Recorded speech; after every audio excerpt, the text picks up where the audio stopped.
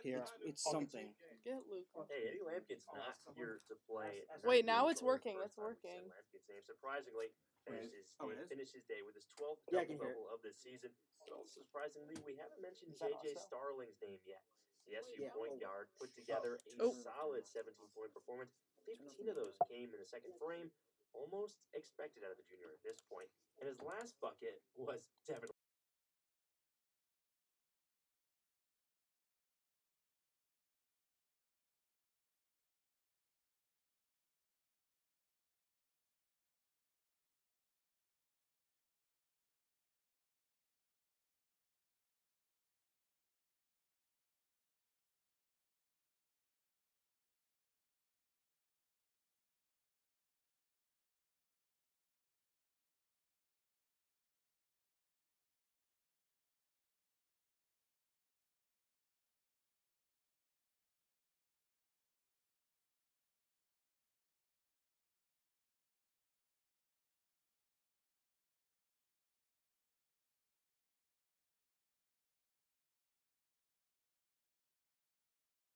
Back and win it 74-60. That was how things finished up inside the Dome. Austin Barrick and Andrew Sullivan with a great call today. So now SU gets some breathing room in the ACC standings and have some momentum before a clash at Virginia Tech on Saturday. Time for the Pepsi Player of the Game. And folks, I really thought about all the options that were on the table. J.J. Starling had 15 points in that second half, finished with a team high 17. Jaquan Carlos. He was perfect from the field. Jair Davis had 10 points in that second half as well. But my heart is telling me that it is Eddie Lampkin, the biggest. Get this guy a Pepsi. 14 points, 15 rebounds, 34 minutes. This guy does it all. 2 assists to go on top of that. That's just a nice little cherry on top, if you will. So, Eddie Lampkin, enjoy yourself a Pepsi. Maybe enjoy yourself a cherry on top on a nice Sunday. Syracuse takes it on a Wednesday evening in the Dome, 74-60. But we're not done here on WAER. We've still got the double overtime coming up until 11 o'clock. If you want to get your voice heard, call in 315-443-2011. You can also text us at 315-556-3929. Our next broadcast after the double overtime tonight will be this Saturday when Syracuse men's basketball travels down to Blacksburg at the Castle Coliseum to take on Virginia Tech. Our countdown to tip-off is at 11:30 a.m., followed by the tip-off at noon. And right after that, Syracuse men's lacrosse is in Salt Lake City to face Utah. The furthest trip Syracuse makes all season, one of the longest they've ever made in program history. That coverage follows immediately after. Busy day for us here at WAER, but we hope you'll join us for both broadcasts on Saturday. We need to give some big thank yous to our producer, Jake Klein. Did a great job steering the ship today. Luke Burgess pushing all the right buttons. He was our engineer. Christian Doms killing it with a radio replay. That was all the highlights you heard, courtesy of him and our entire WAER sports desk. We could not do what we do, and our broadcast would not sound as good without them. Great work to all of them tonight. This has been fun. The double overtime coming up until 11 o'clock. Like I said, 315-443-2011. Call in, get your voice heard to talk about this very much tournament shifting, implication shifting game for Syracuse. But for now, Andrew Delapiana and Charlie Fellows have you for the next hour and 50 minutes. Gentlemen, this was a big win for Syracuse to play basketball in 2 more weeks. Max, a wire-to-wire win and one the Orange desperately needed here in their battle to avoid the bottom 3 in the ACC, 74-60. They take it over NC State. And Andrew, it was a hot start for Syracuse, not an altogether uncommon thing that the Orange have done, but in a break from tradition today, instead of melting down in the second half. They didn't give you a heart attack, right? They took that advantage and ran with it. There you go. I mean, they did make it an 8-point game with about 11 minutes left, and you're thinking, oh, my God, here we go again. Here we go again. But, hey, They steered the ship for the rest of the way, and you got to give Adrian Autry's group a lot of credit because the defense was pretty stellar down the stretch, I'd say. Absolutely. They were able to withstand that NC State run that you knew was coming, weather the storm, didn't give it up like they did with that Pitt game. That's steps in the right direction, which is going to be a common theme from this broadcast. Skylar Wilkes, our talk reporter, will be joining us later on. He was there at the JMA Dome watching it all go down. It's the double overtime, and it starts right now.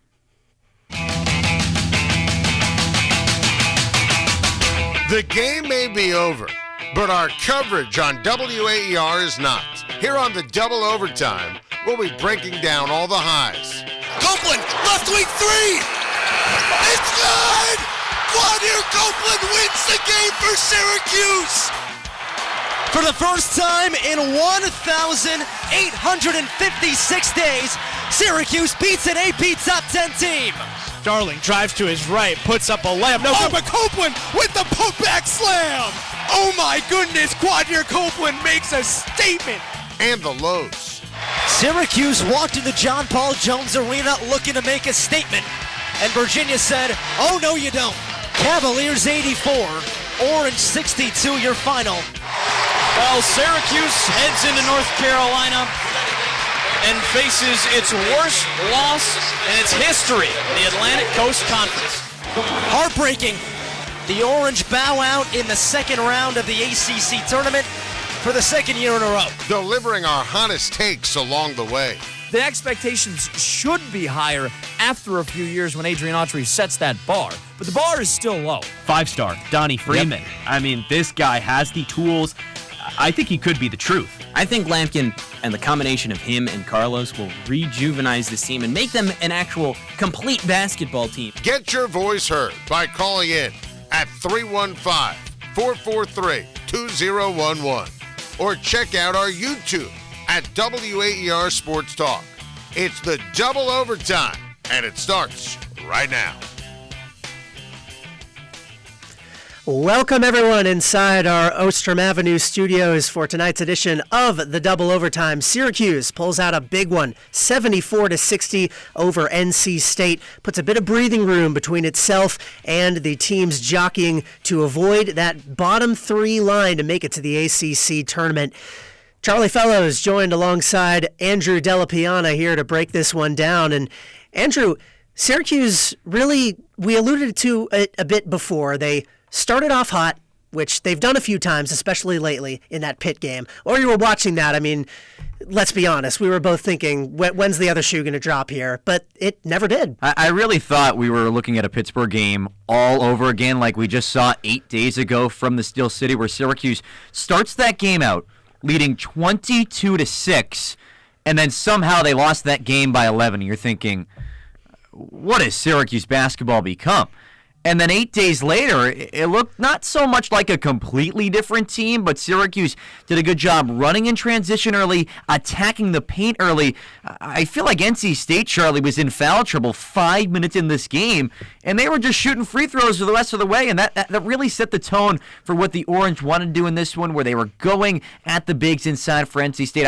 Eddie Lampkin had a field day inside the paint. He was basically making the Wolfpack his playground out there, and that really set the tone for what Syracuse wanted to do in this game by getting off on that right foot early and then eventually winning this game comfortably by 14. Yeah, Eddie Lampkin, the star of the show, the Pepsi player of the game, as you just heard if you were listening to Orange Overtime. And we've got Olivia from Baldwinsville on the line who wants to talk about Eddie Lampkin's contributions. Olivia, what do you got? I'd say that Eddie Lampkin put up good numbers, but he didn't play good basketball today. Really? Why would you say that?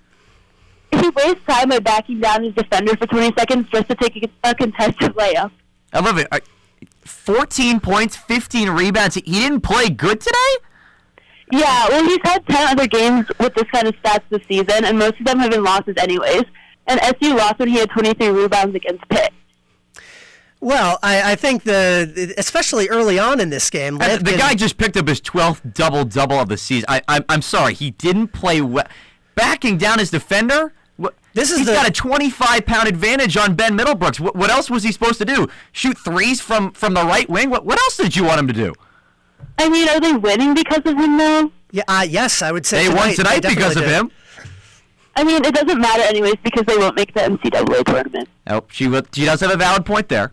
We'll cross that bridge when we get to it. Let's just say that. But for tonight, a win is a win, and Eddie Lampkin was an invaluable part of that. He really just was having his way with NC State, a notably not great team in the front court with rebounding, with scoring in the paint. We'll get to some of those numbers a bit more. But, I mean, how can you watch him have his way with guys like Ben Middlebrooks and those poor, unfortunate souls that NC State had to throw at him down there when he was just putting moves on him, getting those tough layups to fall, getting to the line constantly. Now, did he make all of his free throws? No, but he was excellent in this game. I don't think I can subscribe to that opinion, unfortunately.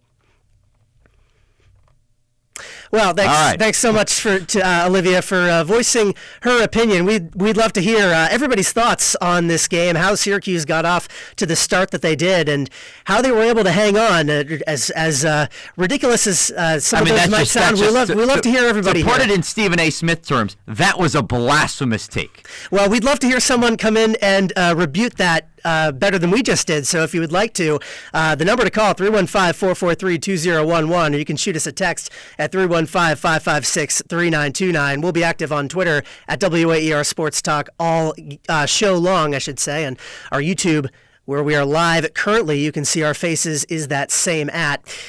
Moving on from that, I think we're both in agreement that Lampkin not only did, in fact, play well, but he was the reason that they won this game. He was the best player on the court for either side.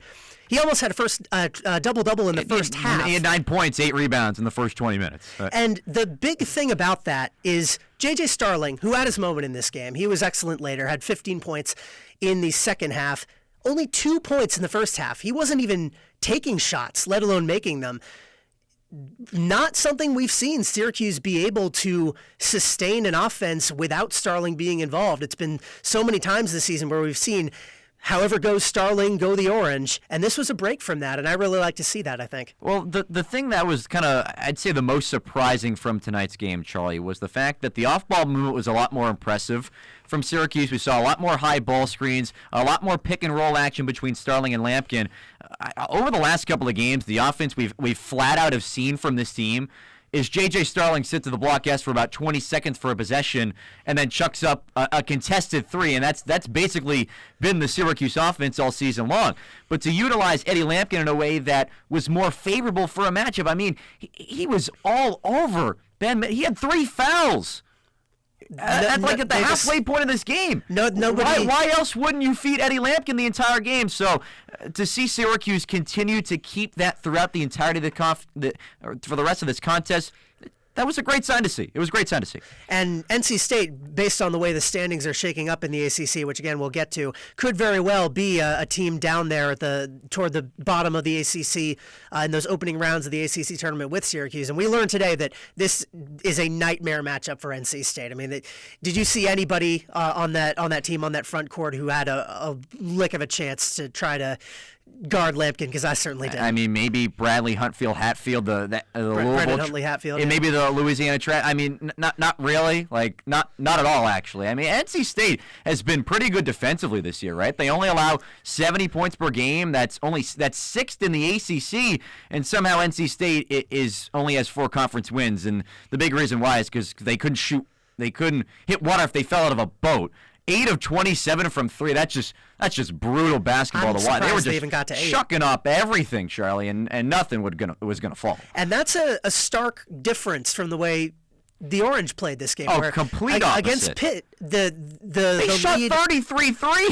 Evaporated because they were making a ton of threes in the first half, and they missed a ton of them in the second half. That's the way it goes so often in basketball these days, but this was different. This is another reason why I think they were able to hold on to this lead and they weren't able to hold on to the Pitt game, is because they weren't playing outside the arc a lot. They clearly came into this game with a plan to play inside, run everything through Lampkin, and it worked absolutely beautifully. They attempted less than 10 threes in this game, 46 to 22 points in the paint in favor of the Orange. Lampkin was obviously a good chunk of those by himself, but that's just everybody being on the same page, and more important than that, an opponent in NC State being utterly unable to do anything about it. I mean, if this wasn't one of the best basketball games you watch all season long from the ACC, I don't know what you're doing on Wednesday night. I mean, two perennial teams just fighting, scratching, clawing for a spot in the ACC tournament.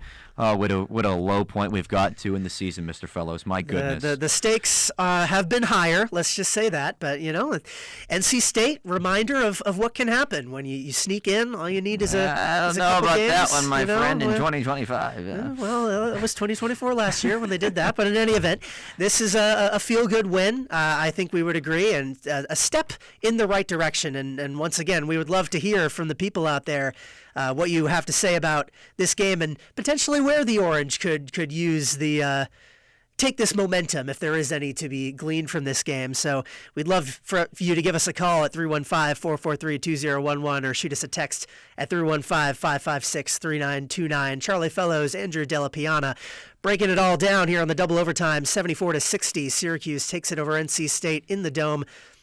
Keeps NC State winless outside of their home court. I believe now 0-9. The Wolfpack are. It's, you wonder how this team was so. You were talking about how their defense was so, sixth best in the ACC. How they just don't have any conference wins. Not that many, but you saw it in a game like this when they come across the wrong team. They start off slow. Syracuse just puts their foot on the Wolfpack's throat and doesn't let them fight. Well, the big thing that Syracuse did really well in this game, outside of attacking the paint well, was really the turnover margin. Because NC State had one of the best turnover margins in the country entering this game. I believe it was at a +3. It was top 30 in the NCAA, number 1 in the ACC. So that's the thing they've been doing really well this year. And on the Syracuse side, they're like bottom 5 in the country in turnover margin. So the math just did not math tonight, where Syracuse did a better job in that first half taking care of the basketball. Now, during that little stretch where NC State tightened the gap a little bit, Syracuse got a little bit frisky when that full court press was brought, but still the turnover margin was not as big as I thought it was going to be tonight. Yeah, the defense was clearly locked in, and we're going to talk more about them later on in the show. But now we've got another caller on the line who has heeded our advice, Jay from Baldwinsville, on to share his thoughts on what we were talking about in terms of momentum. Jay, what do you think this game meant for the Orange? Guys, honestly, for the basketball team, it was probably just another game on the schedule at this point. Guys, let me tell you something. I think you guys have the hardest job tonight in trying to find any interest in watching two bad basketball teams play. I mean, the only people that had any vested interest in watching this game is probably the parents of the players or some degenerate gambler that's got some money on the game. I mean, for the 6,000 people that were at the game, you got to watch a couple of college juggernauts like Lampkins v. Middlebrooks slapping around, bumping into each other like a couple of 50-year-olds at the Y. I mean, guys, honestly, it's SU basketball. We can talk about it, but I hear you. I hear you. I really do. But would it not make a difference to you at all, Syracuse finding a way to make it to the ACC tournament after this season that they've had? No, listen, as a longtime fan of SU basketball and remembering the quote-unquote glory days, for us to be just struggling to make the ACC as a program, it's embarrassing. It's unacceptable. Let's be honest. There's no joy that we're barely getting into the ACC tournament. That means it's terrible, to be honest with you. So no, it's honestly, let's just run this string out and get this nightmare over. In my opinion, as a longtime fan, beginning in the '80s. Is it really any fun to watch Eddie Lampkins play bully ball, banging down? A little bit. Listen, guys, it really isn't. It's the state of this program and whatever we've won. But honestly, on the big scheme of things, honestly, other than parents and anybody that has some money on it through DraftKings, no one cares about this game tonight. There was about 5,000 people there. Oh, brutal. Jay, were you one of those 5,000 people? What's that? Were you one of those 5,000 people in the Dome tonight? Listen. I'll just leave it at this. I wouldn't have been at the game if I wasn't being paid to be at the game. Gotcha. Let me put it that way. Gotcha. Okay? That sums it up. Yep. So that sums it up, guys. And to be honest with you, listen, the only people that were in the seats were the ones that probably got $2 tickets on StubHub and could afford to take their family, or probably season ticket holders that felt guilty that they almost felt obligated to have to go because they spent the money on this nonsense. Yeah, Jay, I definitely hear you on all that. It's certainly, as Andrew was alluding to a few minutes ago, definitely the goalposts have been shifted quite a bit from, as you say, the glory days where the Orange, in the first year that such a thing has been possible, trying to fight to make the ACC tournament. I guess I just feel like every win is a win at this point in the season for Syracuse. And when you're trying to fight to make it to the ACC tournament, whether or not you think that they can actually make any noise in the ACC tournament, I don't think there's much harm in taking a positive takeaway from this, especially if, as you say, this season is ultimately pointless. The Orange get a win, they get to extend their season a bit longer, and at least they're not going to finish in the bottom three, right? Listen, as you get older, you're going to be a great youth soccer coach that hands out orange wedges and drink. That's what I'm looking forward to. Yay! And everybody gets a trophy, but except for listen, man. I love to have your optimism, but listen, with guys like Lampkins making $700,000 a year, okay, they are professional athletes, and there's a return on investment, okay, and if they have to perform, they have to do a good job. If they do not perform, people are not going to come. They're not going to spend the money, and it's going to affect their NIL. Well, so Jay, this is now a professional league that we're watching. Let's hope and these guys are awful. That this win will help the momentum swing a little bit the other way, and hopefully bring the program a bit of a better day. Thanks so much for calling in tonight.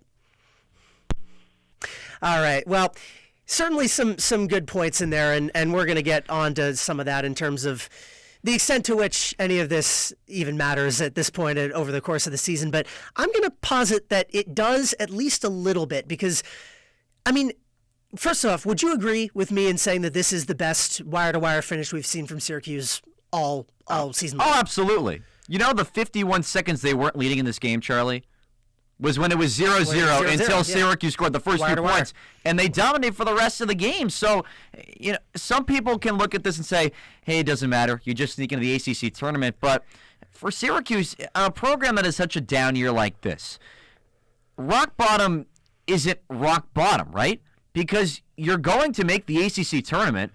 You will be one of those 15 teams in, and you're not NC State. You're not Miami right now, and what's the other third team? I can't even remember right now because they're so bad. It's Miami, NC State, and BC. Boston College, that's right. One of the most forgettable teams in the ACC, right.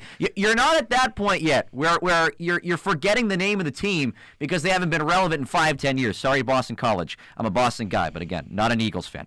But still, for a Syracuse team that wants to trend in the right direction for what they want the future of this program to be, you have to pick up small victories on the way there, right? You have to beat the teams that you're supposed to beat. Yes, they lost to Miami. Probably the worst loss you'll have all season long. It was the first time Syracuse lost to a last-place team in 8 years in this conference, right? But to set the tone to set the tone the way they did tonight against NC State, a team that, frankly, you have struggled in the last couple of years. You remember what happened in that ACC tournament game last year, right? I do want to say a couple things. First off, technically we're saying as if Syracuse is going to make the ACC tournament. They technically haven't clinched yet. They haven't clinched just yet, but they win one of their remaining three, correct. which they very well could. Correct. Two middle-of-the-pack teams in their schedule. The other thing is, of course, it bears mentioning that this NC State team bears little to no resemblance to the team that went on that miracle run last year. We saw Ben Middlebrooks in this game, but he's no DJ Burns. No DJ Burns, and they don't really have anybody else in terms of major stayovers from that squad. Here is what I will say is from the start, getting back to the start of this game, Syracuse showed me that they know how to. They were able to start and they were able to hang on to an early lead, which is not something that we have seen so far this year. And I'm happy to learn that I'm not the only person that has an optimistic outlook on this game, because we've got Mark from Rochester on the line. Mark, how do you feel about this finish? Hey. We got you, Mark? Yep. Yep, go ahead. Great job, you guys, anyways. No, the guy that called, and he's got some great points. He's obviously an experienced Syracuse fan who expects a lot more, and I'm a lot like that too. And what happened to me, I guess, I'm sitting there against number 1 Virginia 4 or 5 years ago. We're down by 30 points at the half or whatever. My wife turns to me, seeing my head down because I had a history of kind of getting upset at losses and stuff and taking that so seriously. And she goes, "You know what? Aren't these great effing seats?" I'm like, "Oh my God, yes, these are great seats. Aren't these great seats?" And I'm kind of a glass half full guy after that. We go early, we tailgate, we go to all of the restaurants and all the shops on Marshall Street, get some cheap T-shirts over at the 315 and have some great coffee, some great Yemen food, and have some incredible chicken noodle soup at the varsity. That's what it's all about. And no matter what, we're just having fun now. I mean, certainly there's a lot of things that drive me nuts, but I guess I'm at the age now where I still have a ball. Well, Mark, and I'm glad you guys are getting that point across. You know, where there is some hope and there is some fun to it still. Mark, here's what I want to know. Do you think this could be the start of a little bit of a run here for Syracuse? Do you think they could make some noise in the ACC tournament?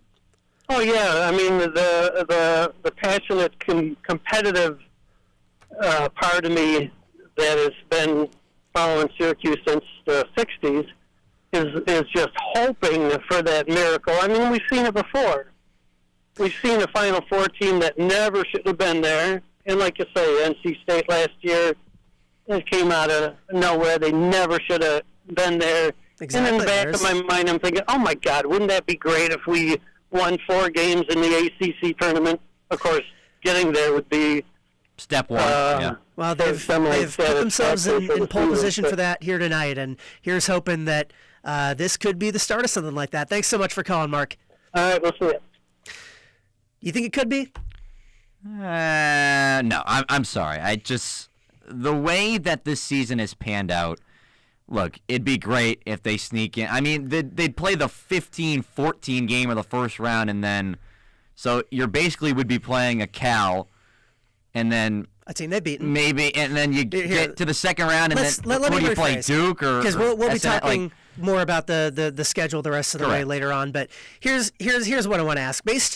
Could the Syracuse team, if they find a way to play the way they played tonight, is there a formula to translate that against slightly better teams, considerably better teams? Maybe. The thing that worked for Syracuse tonight that hasn't really worked all season long is attacking the paint. Like, the offense has had literally no identity all season long, because 8 days ago, you chucked up 33 threes. Tonight, you only took 8 threes. So maybe you're learning something in that department.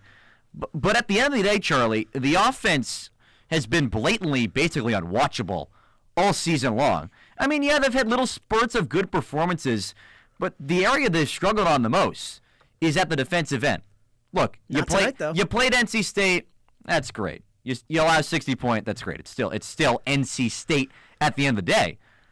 But you took a step in the right direction tonight to beat the team you were supposed to beat, and handling business in that first half helped you do so.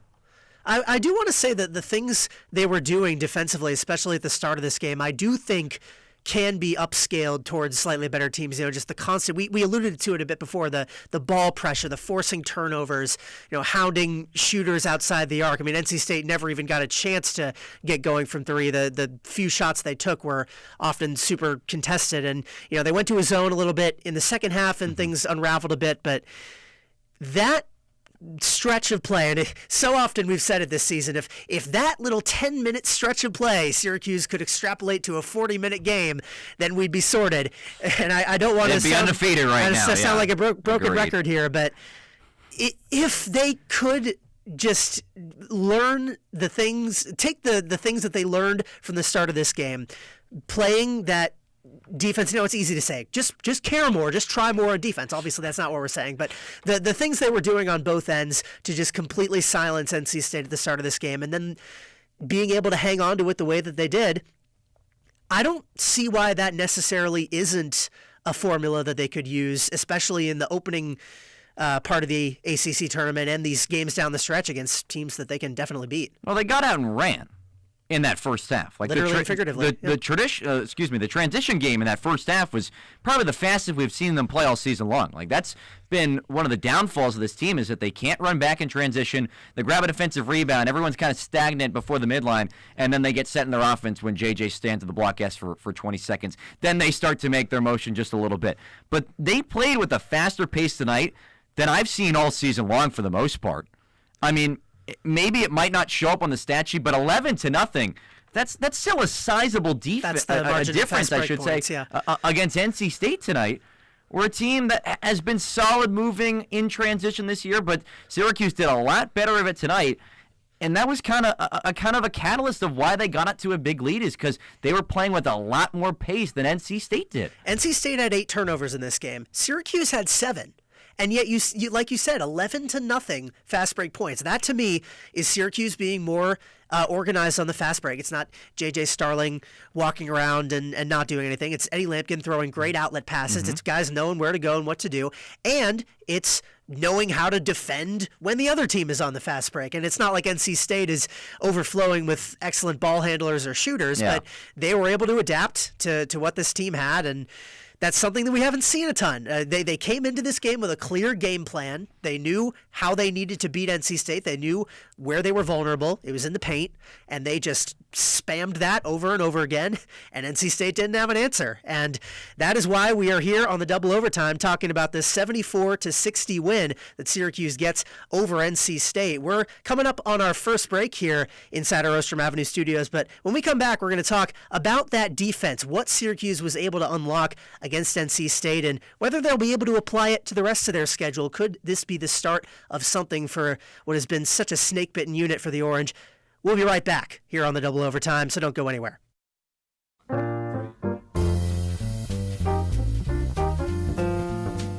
Whether you enjoy the funky sounds of James Brown or the pristine vocals of Aretha Franklin, we hope you'll choose WAER for your fix of jazz. Weeknights on WAER feature specialty jazz programs, and throughout the overnight, Pub Jazz curates a playlist of jazz favorites for you to enjoy. Tune in at 88.3 FM and WAER.org.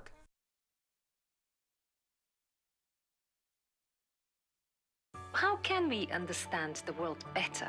The BBC World Service is a window onto the wider world. The vantage point from which to survey a new horizon. News, reports, and analysis from around the world. Stories we think matter. Different people from different societies. We get to the heart of global issues. News, stories, and global perspectives from the BBC World Service. Weekdays after Morning Edition at 9 on 88.3 WAER, your local NPR station. Reporter Zach Mack's father fell down the rabbit hole of conspiracy theories.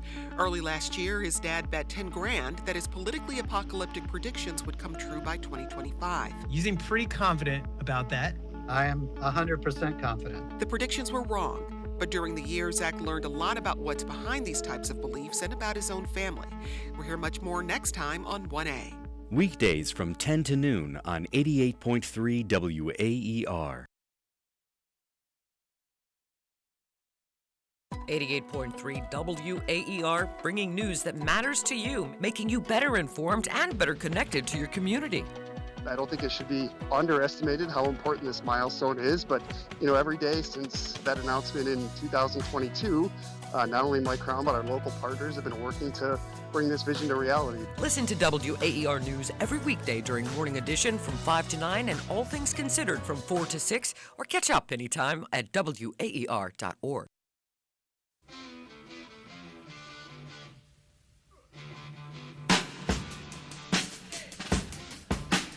Syracuse men's basketball gets the job done 74-60 over NC State inside the Dome tonight. Welcome back into the double overtime alongside Charlie Fellows. I'm Andrew Delapiana, and we're going to start this segment off with a caller. Jim from Syracuse wants to call in about the scarce environment from tonight. Jim, was it that empty? Hey, guys, honest to God, it's not even that the place is empty.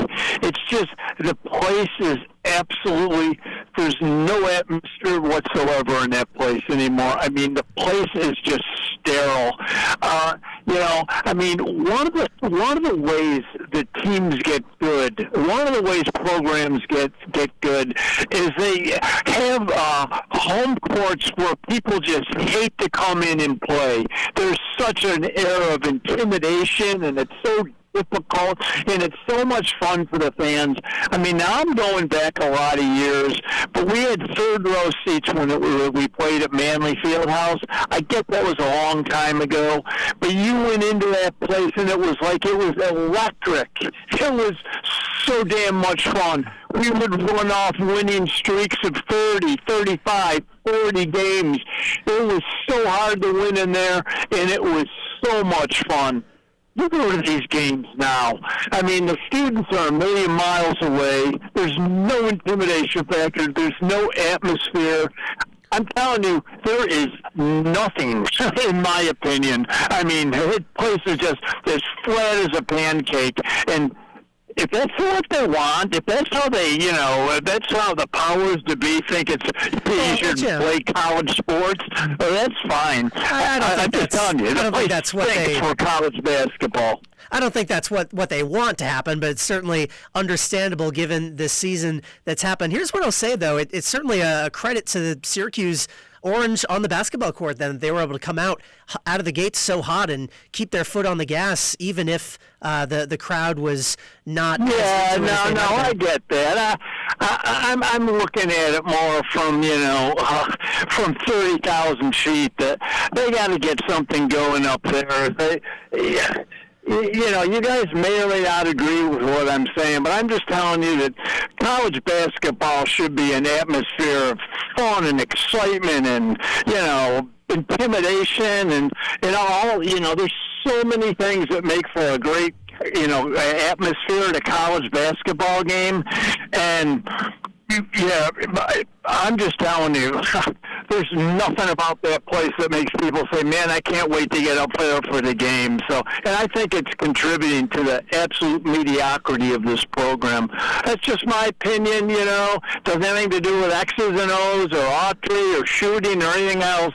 It's just, I was there, man, when that place it was so much fun to go to the games, and it's great they won tonight. I'm happy about it, but they got to do something about in my opinion. So that's all, guys. So thanks for taking my call. Hey, thanks so much for calling in, Jim. We hope that will be the case someday in the near future when Syracuse gets back to the orange standard, if you will, which was just couple of years ago, looking back at that now. A few years ago. But still, again, the environment pretty scarce inside the Dome tonight. But Syracuse still got the job done in a 74-60 victory over NC State. If you want to be like Jim and call into the show, please do so. 315-443-2011. Or you can join us on our text line at 315-556-3929. And don't forget to tweet at us on X at WAER Sports Talk or pop us on at home on YouTube at WAER Sports Talk as well. But we were very potent about this offense in that early start earlier in the show, Charlie. But I want to get to the defense side of things, where Syracuse was pretty impressive tonight. You only allow 60 points to, yes, an NC State team that was coming off one of their best performances of the season against Wake Forest, but Syracuse did a good job of stifling the Wolfpack offense. They weren't going under screens, Andrew. Finally. It took them until the very end of the season against a bottom 4 3-point shooting team in the ACC, but they finally figured it out that if you don't do that, that typically tends to lead to the opposing team shooting worse from downtown, and that's what we saw here.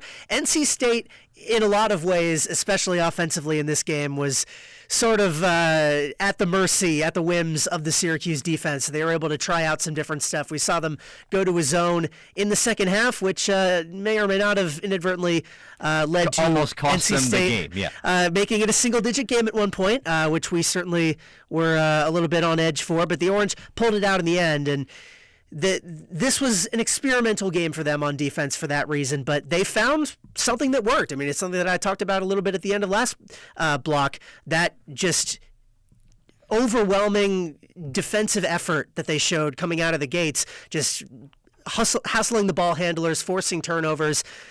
How did it take them this long to figure that out? You would think, 27 games in, they would have had, something of sense of that. But let's get another guy in on the phone. It's Dave from Camillus who has to call in. Dave, what do you got for us? Hey, first of all, thank you for your programming. I love when you guys spend a couple hours after. It really takes care of missing a little bit of the game. Thank you. Thank you. But anyways, I got one question. How do you think we're going to do in the off season as far as the mill and people leaving? Are we going to be okay? Because every time you turn around, you're wondering if somebody's going to leave the team. It's a great question to have in the current landscape. I mean, I don't want to get too big picture, if you will, Dave, but still a Syracuse team that is tight-knit right now, if you will. But again, I don't want to get too big picture and looking at what Syracuse has for the future, at least. We know what it is. It's about the big buck. Oh, of course it is. I mean, how many guys could be marginal on there? Maybe two, maybe 2 or 3, and they're like, they're offered that big bucks. And next thing you know, this one's leaving. And you're like, oh my God! But you know what? I'm on the other side of the fence. I think Syracuse is going to be, if they can keep those guys together as a unit, I think next year we're going to be really good. Absolutely. Dave, I'm assuming you saw the champion Cuse. I just maybe wanted to get your thoughts on that a little bit about that huge fundraiser. You know what? I'm sorry. No, I didn't see that. But I heard about it. It's an NIL collective. It just scares me because I told people, with my buddies, I look at them and they're like, come on, this team's, struggling. I said, will you wait till next year? I like this big guy. I like Lampkin, but I like the other guy who was hurt. Man, he looks tough. Donnie Freeman, yep. He was excellent. He's going to be tough. I mean, he played that one guy on Duke. He played him really well. And he looked intimidating. I thought to myself, what's going on with this guy? And then my buddies told me, Dave, he suffered some injuries through the year. I said, well, get ready. I said, because if this guy can be coached, and the way that, the way Bernie used to coach him, the big guys, I like Bernie fine. But anyways, I mean, he's going to be very intimidating. I mean, that guy's a monster.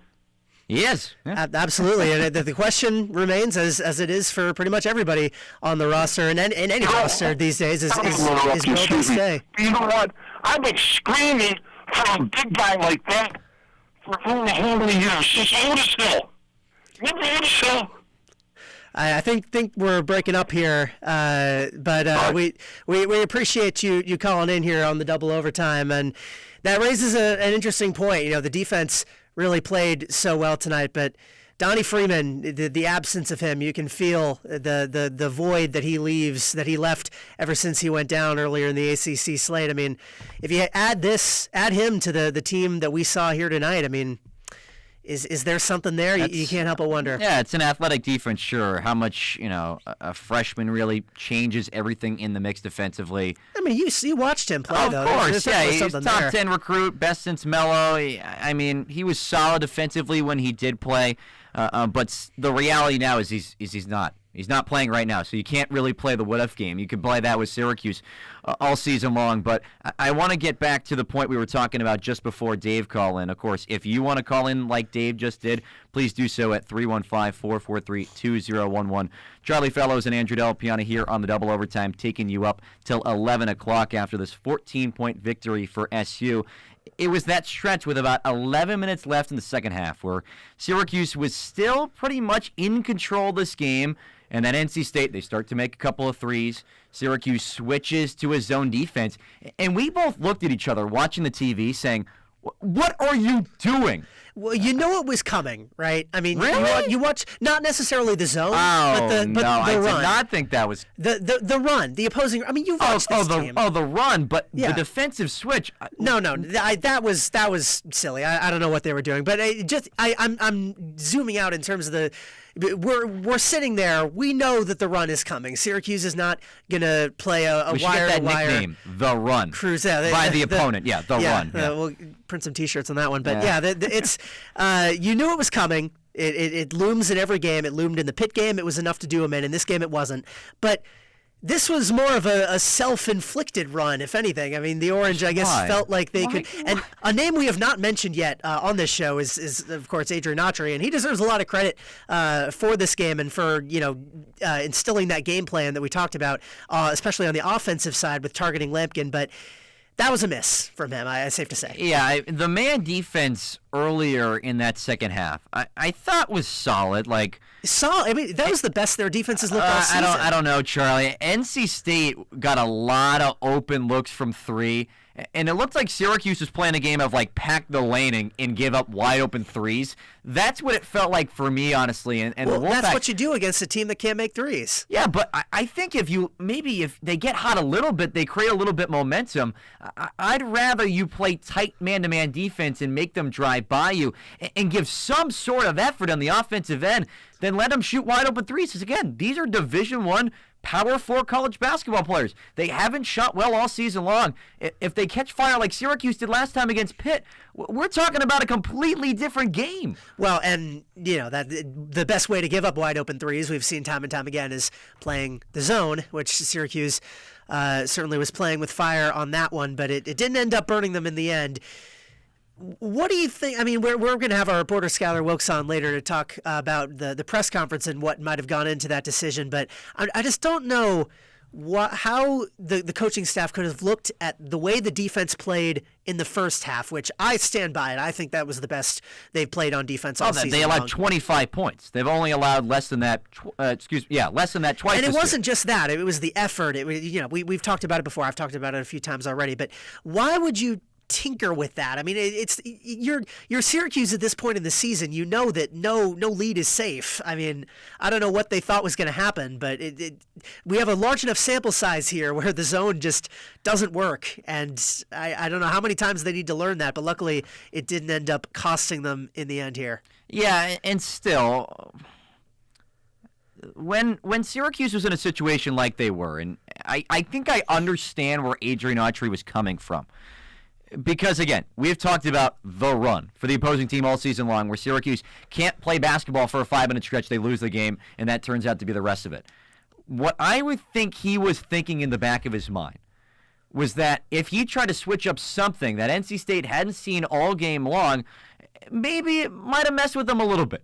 That's the standpoint I can get from if I'm Adrian Autry. It doesn't mean I agree with it, but I can still understand where the bench boss is coming from in order to try to spark maybe that lead out just a little bit more. No, I definitely hear that. It's just like the zone, really. Like we tried that already. That doesn't work. I think that if you're going to tinker with something, sure. I think there's a case that Naheem McLeod could have gotten a little bit more. Naheem McLeod played one of his best games of the season. Go ahead. Well, jokes aside, he definitely was excellent in the first half of this game, and that's on paper at least a tough matchup for NC State. But I digress. There are other things you could have done in this game without potentially shooting yourself in the foot. I mean, they were dangerously close. If NC State made a couple more threes, I think that game could have completely turned on its head. And the defense bailed them out just in the nick of time, because the other thing about how important this defensive performance was for them is they really needed it. There were other points, the other aspects of this game where Syracuse did not play well. They shot a quiet 15 of 23 from the line. Oh, that's good. Yeah, that's good. Yes, yeah. It's pretty par for the course for them. But it's really the first game, at least in my opinion, in my experience this season, where I didn't notice it. I saw the free throws missing, but it wasn't a running thing in my mind, because they were leading the whole game. Yeah, they were they had making their up for largest lead in ACC play all season long. 19 points. I mean That's really puts it in perspective. We've got 3 games left in the oh my God. When I saw that stat, I did a triple take. I could not believe that Syracuse has not had a 20-point lead at any point during its ACC slate. Actually, I can't believe that. Yeah. But I mean, well, yeah, but it's crazy. I mean, you would have thought at least once, but no, they have not, and that did not happen today either. Although it did come close, but they'll take a win over that. Oh, you absolutely will. But still, you shouldn't be allowing open 3-pointers almost every trip down the floor for your opponent. That's almost every trip down the floor. It wasn't almost every trip, but it felt like it when they got... I wouldn't even see even half of the... Really? They got that deficit down to 8. strictly off for three Well, pointers alone. What we've established the zone, it didn't work. I was talking more towards, you were saying that they were doing that as well toward the start of the game. No, they were in a man-to-man to start. They switched to that zone defense only for really the first time in that second half. Right, okay, we're on the same page now. Yeah, we've established that the zone was not working. That was leading to open threes, and maybe don't go back to that. Syracuse has got a few teams coming up that should be susceptible to that similar defensive strategy, the defensive strategy for the first half, that is. But if you're going to be sprinkling in the zone, I'm really interested to hear from Skylar, our reporter, about what the rationale was from Coach Autry on that decision, because it's interesting that you're still going back to that. Yeah, and the thing is, too, with NC State, it's flat out not a good basketball team. It's flat out not a good basketball team. So you wanted them to start chucking up threes in this game. The only way. If that was your game plan to win, yeah, sure, great. But I look at this more of a game that the Wolfpack lost in that second half rather than the Orange won. Because if they crawl back in that second half, they absolutely make this a game, and Syracuse is sitting back on its heels once again. I think they would have run out of gas. I don't think they had the firepower to if Syracuse had stayed in that zone, I think they'd been able to keep chucking up open threes. I think eventually they would have realized, hey, maybe we should start guarding their 3-point shooters. Although then again, that Miami game happened, and that wasn't a thought that evidently went through coaches' minds. But I like to think I think NC State was clearly overmatched in this game. Syracuse just came in knowing exactly how they were going to play them, and the Wolfpack really didn't have much. I think Syracuse, this was more of a win for Syracuse than a loss for NC State. And the reason why is because of the jumps that you saw them make, both on the offensive and the defensive end, looks that we haven't really seen before, especially offensively, but defensively too. The combination of looks and effort, that's something that's gonna help, I think. What's the defensive strategy you want to see going forward at home? Call in 315-443-2011 or shoot us a text at 315-556-3929.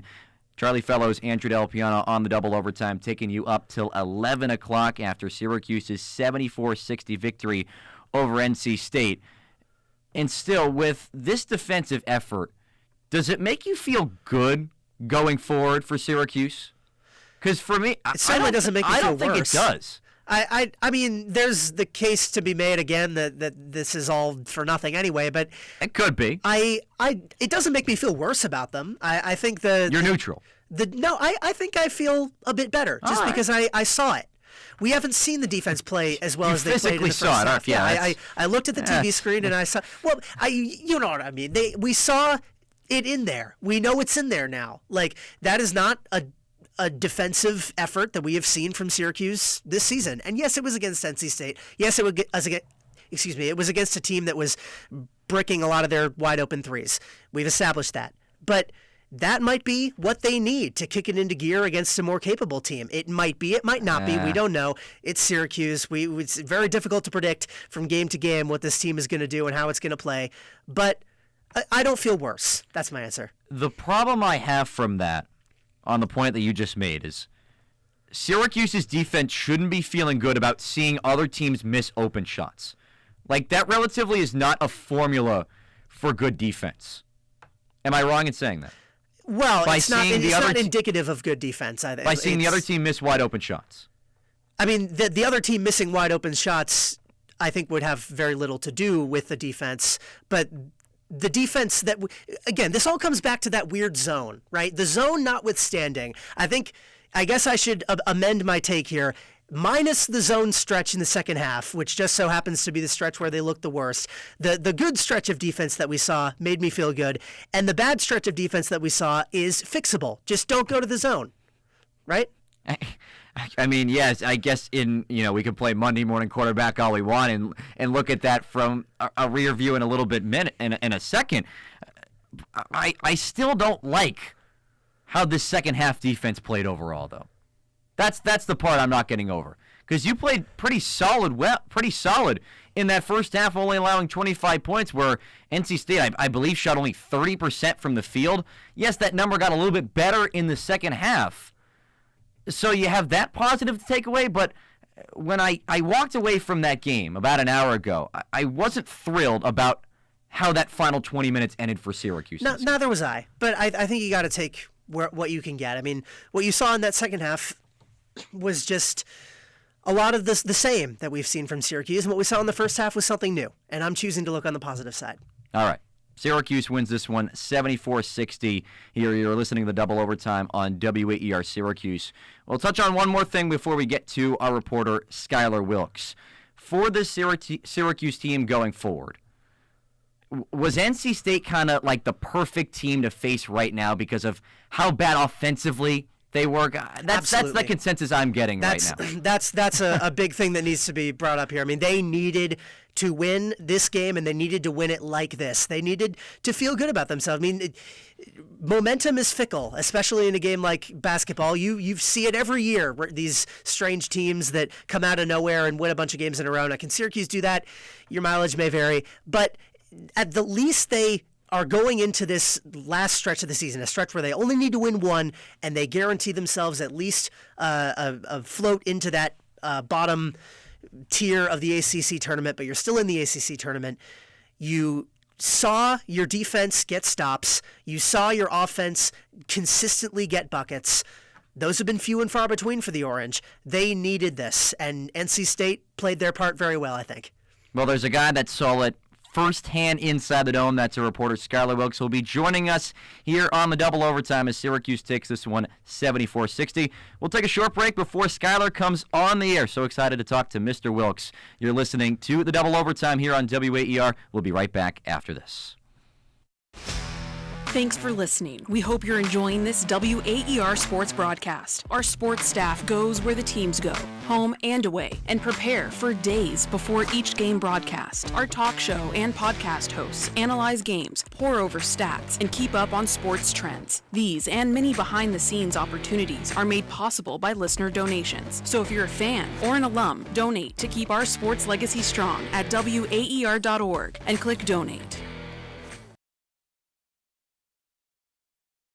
There is a one-stop listen for everything Syracuse athletics. You got great talent on this offense. Like, you can't go dormant for an entire quarter. And the Ostrom Avenue podcast provides unique opinions, plus exciting interviews from industry experts. Joined by Georgia Tech play-by-play broadcaster Andy Demetra, Syracuse.com, football beat reporter Emily Laker. Check out weekly interviews on YouTube and listen at WAER.org or wherever you get your podcast.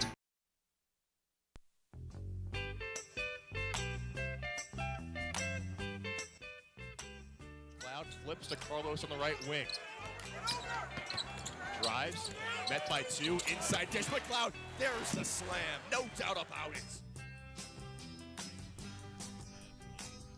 Welcome back inside our Ostrom Avenue studios. It's the double overtime. Charlie Fellows, Andrew Delapiana here with you just past 10 o'clock, going till 11, breaking down the Syracuse win 74-60 over NC State. And we're not alone in the studio anymore. We're joined now by our WAER sports talk reporter, Skylar Wilkes, who was there at the game. Skylar, first thing we want to get into with you, and we had a caller earlier who talked about it, the atmosphere in there sounds like it wasn't great. It wasn't great, and it improved as the game went on. Like the first 10 minutes before tip, I put it on the WAER Sports Talk Twitter, there was almost no one there. It definitely, I give student-wise, the fans locally, I give them a lot of credit. Heard there was a certain contingent of fruits that were in attendance. Oh, we'll get to that in a second. There certainly was. That probably made up a good third of the student population, maybe. But the fans continue to cheer. They continue to support the team, even though it's been a historically bad year for Syracuse. But yeah, to answer your question, Charlie, it wasn't a great turnout. But I don't think on a Tuesday against another lowly NC State team. Wednesday, excuse me. I'm used to these Tuesday games. Against a lowly NC State team that there was going to be some huge turnout. I mean, you look at the opponent that's in the Dome tonight. It's NC State. It's Syracuse, and you're so excited for a pivotal ACC. Oh, no, it's not. I mean, it did have ACC ramifications. I mean, aside from people that are super locked into the bottom of the ACC and know what's at stake here, I can certainly understand people having places they'd rather be than watching these two teams. I definitely get that. Yeah, sure. I mean, I think the highlight was Gary Gate and his entire staff was there. Oh, really? Yeah, he was sitting right to our left with defensive coordinator John O'Dearna, had offensive coordinator Pat March the row in front of him, but so he was there to cheer on his team before he heads out west to Utah. Great if they could take some defensive notes. Oh, I'm sorry, that's too soon after the loss to Harvard, but still, I think the support from the community, it hasn't been fantastic this year as what we'd expect, but the team hasn't been. I mean, no, they still showed up tonight, right? Like, yeah, we've heard time and time again what Alan Griffin has said about this team. They're still working hard. They're still giving effort in these games, so that they could have easily walked into tonight with that postseason implications on the line and just dropped an egg and went also, home. When NC State cut it to 8 in the second half, they easily, I think the Syracuse, any other version of Syracuse this season would have lost that game or would have caved in and lost. But there was some switch that just I wouldn't say it flipped, but they just turned it back on. Adrian Autry said they settled down a little bit more and just started to play to their strengths a little bit more, and that's what allowed them to get back on that 7-0 run to extend the lead back to 15. Wanted to talk to you about that moment, too, in terms of the crowd as well. Was there any was the crowd really getting involved, making a difference at all in that stretch, or did the team do it all themselves?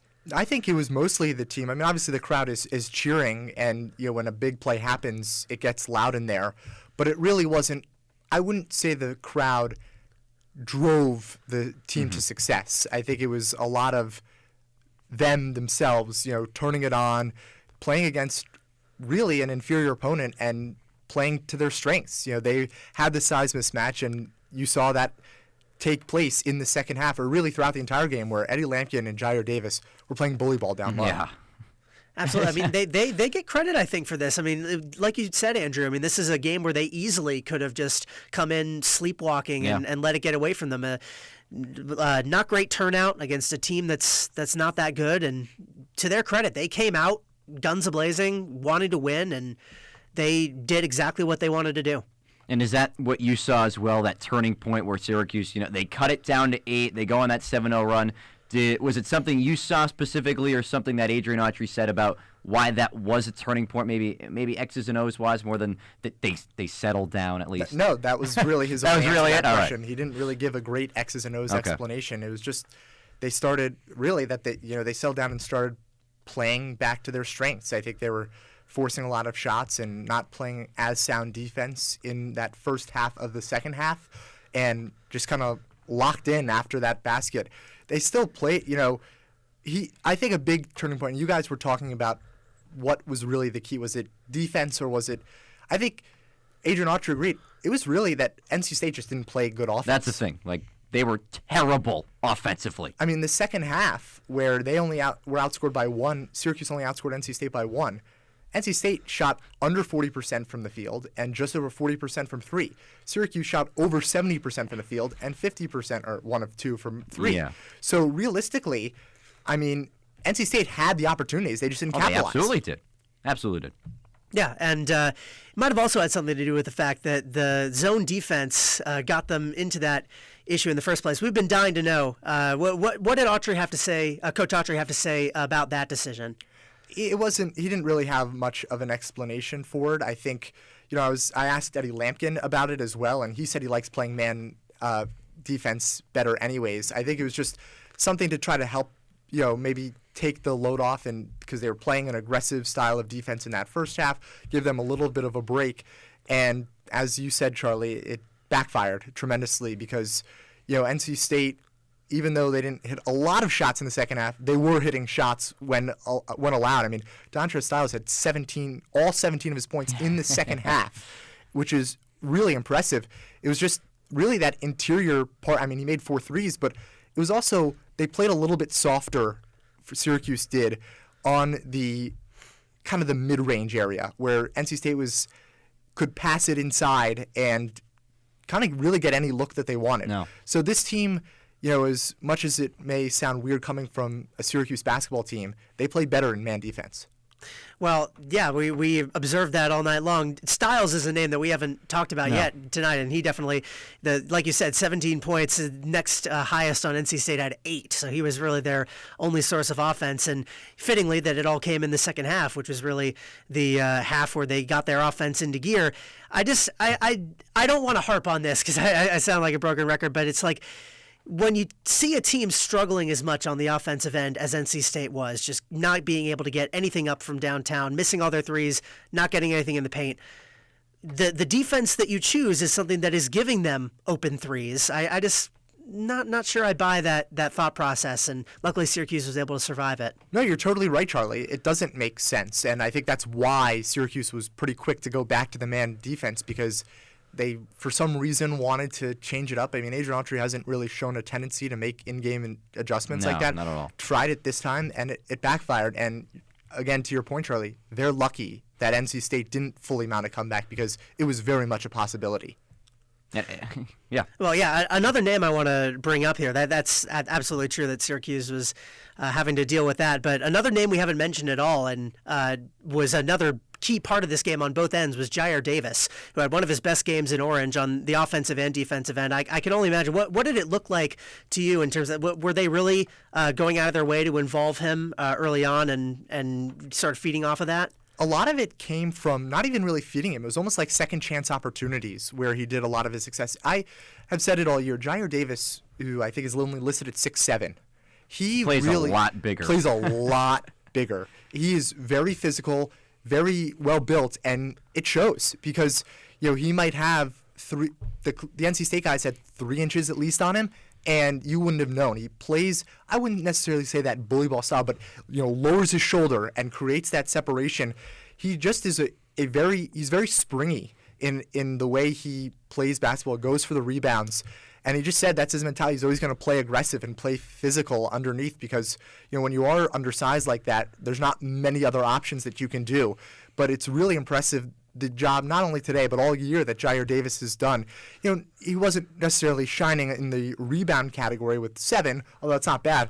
It's the scoring. It's very efficient. He made 1 3, but it was all inside. He was all second chance opportunities or just passes down low. He really made the most of his opportunities. And that's appropriate for the way Syracuse played on both ends of the floor. I think they all took a page from that book, just doing all the little things, especially in that first half, and he was the center of that. Yeah, he had that really nice and one play in the early part of the second half, if you will. I believe it was one of those traditionally spins off the block and then lays it in and got the foul. I mean, they did a great job of attacking the paint tonight.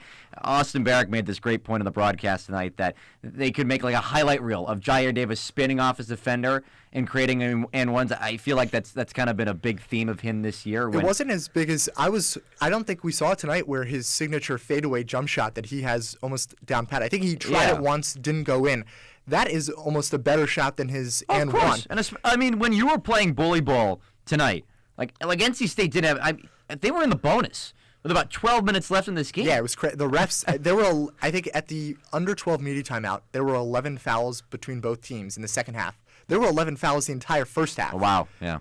It felt like that first 8 minutes or whatever was all fouls and free throws.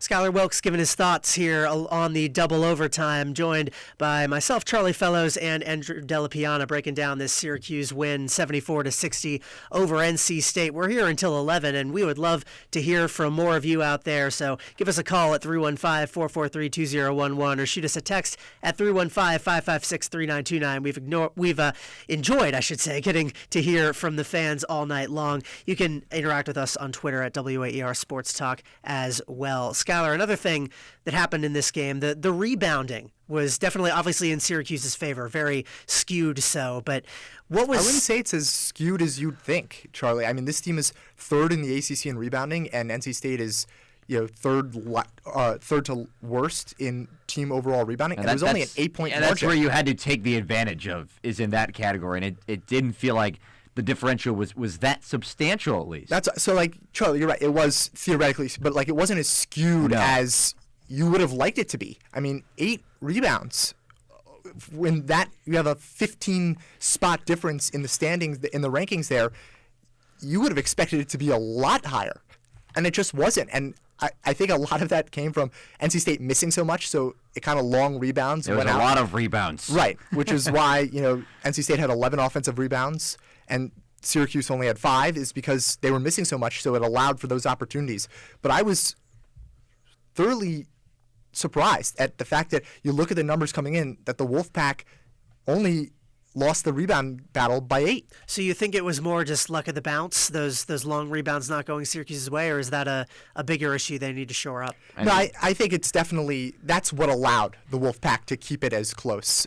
Underneath, I mean, there was no doubt about it. I mean, you had Brandon Huntley-Hatfield with 8, and that was about it. It just felt like, Eddie Lampkin with 15, Jair Davis with 7. It was really, Middlebrooks, who's about 6'10", or listed as 6'10", was... Lampkin had 6 in about the first 3 minutes, right. It felt like. Yeah, early on, he was really going at Middlebrooks. Middlebrooks was no match for Eddie Lampkin down low.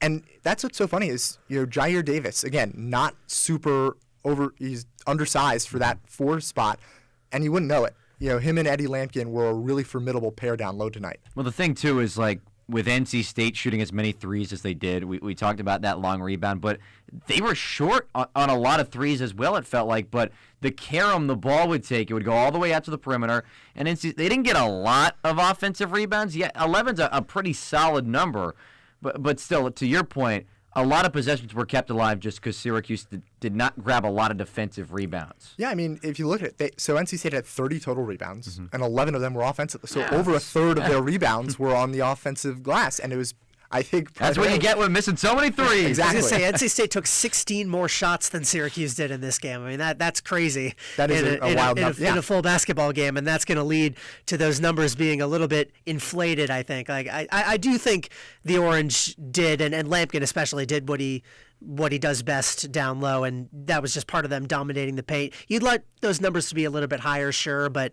overall this was a stellar performance down low for them as they tried to just do everything they didn't do in that Pitt game that led to that collapse where they were just bombing threes until they didn't make it, and we saw that have better results here tonight. Yeah, and I mean, think about, talk about bombing threes. They made 9 threes in the first half against Pitt. They only took 8 today. And you could just see, and I think part of that, like I said, was the matchup. Of course. That, if this was against any other team, probably doesn't go the same way. You're probably taking a few more triples. But they saw the mismatch coming in. They saw what they had on NC State. They knew a defensive weakness, and they went right at it and executed perfectly. I think that's why J.J. Starling only had 2 first-half points, which to me was very concerning because he continuously, just like Syracuse, has struggled to play a full 40 minutes of basketball. And that happened last week as well. But it was because they didn't need him. They didn't need to create shots. It was really down low, down low, down low. I mean, even Naheem McLeod, 4 points in 6 minutes. It was the big men down low were really contributing for Syracuse. We were talking about him earlier. We thought he should have played a little bit more. You got to feed the big men. Absolutely should have played. Charlie, I think you said in all seriousness, but no, I mean, I think earlier this year, it would have been like, 6 minutes. McLeod. But the impact he made in the first couple of minutes he was in the game, you're like, oh, whoa. That's a good matchup. Naheem's out there. Whoa. I mean, he had a block, he had a rebound, he had a steal. It just looked like he was a 7'4" guy who knew how to use his size advantageously in the game of basketball, which I don't think we've seen a lot of from Naheem McLeod in his collegiate career. But it's still hard to say, though, that you would put him in the game over a Jair or an Eddie, but still. I think if Lampkin played worse today or Davis played worse, then you really should have put McLeod in. You got away with it because they played so well. And I really don't think Peter Majstorovic should have been playing 7 more minutes than Naheem McLeod tonight. He shouldn't have been playing 7 more minutes than anyone. All right. Well, Charlie, I disagree with you because Peter Majstorovic and Adrian Autry said it, is the numbers, it's not going to pop out on the stat sheet. It's not flashy. I don't know what he does out there, Skyler. He does the little things. This is, again, that's what Adrian Autry said. He does the little things. There was a play, NC State had a fast break, and he gets the ball, he tangled up the ball carrier, the guy who had the ball, and forced the jump ball, gave it back to Syracuse. He's just always in the right spots. He doesn't commit very many turnovers. But he occasionally is. Sure. I'll give you that. He's not very offensive. He's offensively limited, but he just fits within their system well. 2 turnovers tonight, which is uncharacteristic of him. I think it's just defensively and strategically just fits the role very well for this team. Well, the role of no points, 1 rebound, a foul, and 2 turnovers. That kind of fits the role it's not of Syracuse the stat sheet. this season. There's an impact that lives beyond the stat sheet. Getting back to Naheem McLeod, though, which is not a phrase that I ever thought I'd be saying on this show, but do you think that is potentially, because at absolute worst, he's a matchup check, right? Against a team like NC State, you can put a guy like that in and see how they struggle to deal with him, but did you see enough from him in this game to think maybe there might be something? Okay, all right. No, it was solely an NC State thing. Okay. Just had to get that it settled, yeah. It was your classic Chaminade game where, he looks really good. Then he's playing some other really good. Exactly. That's exactly what it was, because McLeod is, while he weirdly played well against Duke and interestingly also wasn't terrible against Cal, you can't trust the production from Naheem McLeod. Invoking Chaminade is certainly not a sentence that NC State or Naheem McLeod wants to be in, but that's certainly where we're at. The Syracuse, the story of this game, I think, is just Syracuse having their way down low and McLeod just getting the chance to get in on that fun. The size matchup overall between these two teams, it was just tough for NC State to hang around. But it really shouldn't have been. Again, if you look at the heights, think so? I mean, I get why, but Middlebrooks is tall, but I mean, you saw that guy try to guard 30 pounds, right? And I think that's where it gets right. It's weight, mass and height. Is Jair Davis is 6'7", but he's more built and muscular than the NC State guys. Yeah, it looked like, I wouldn't say necessarily to go as far as to say that it was a man amongst boys out there, but there was a lot of opportunities where Eddie Lampkin did look, a few inches taller and quite a few pounds heavier than any other guy on NC State. And it's ironic, because not that they're the same players, but the Wolfpack are used to seeing a big man down there. Oh, really? Like Eddie Lampkin. And, surprised we made it this far into the show without bringing that up. I can't believe it took you guys this long. But, yeah, you could see the absence of DJ Burns was definitely felt down low tonight for Kevin Keats and company.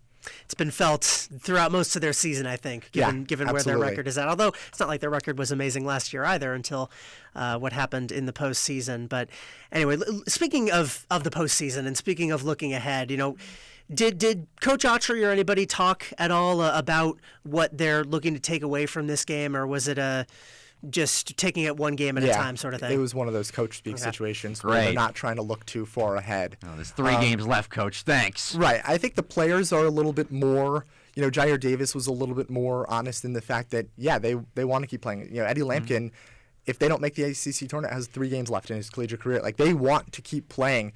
I think for them, it's just not getting too high, especially you're going into you're playing a winnable opponent on Saturday in Virginia Tech, but it is a tenser environment. That's not necessarily an easy place to play in Castle Coliseum. But you just have to think that not necessarily you can go out and win the ACC tournament, but you can compete with teams, even though you may not have done so the whole season. I mean, it's definitely a one game at a time situation, but the fact that you came off a really tough loss at Pittsburgh, you had a really long time to think about it. You came out and played arguably, and one of our play-by-play announcers, Andrew Sullivan, said their best game of the entire year. I think it was better than Georgia Tech. Yeah, and better than Cal. I mean, that was the other so-called our best win. Yeah, the Cal game was the other wire-to-wire win they had, and that game was solid. But I think that the highs from this game were definitely higher than what we've seen. I mean, the highs in the Pitt game were pretty high too, but I mean, they were able to at least hang on in this one. It's a pride thing. Yeah. It's a pride Absolutely. thing. You're still representing Syracuse basketball and what that stands for now, and you don't want your collegiate career to be over after the regular season because you can't be one of the 15 teams to make the ACC tournament. You're one of the first 3 teams ever. You don't want to be on that side of history. No, exactly. And you already suffered that ugly loss at Miami.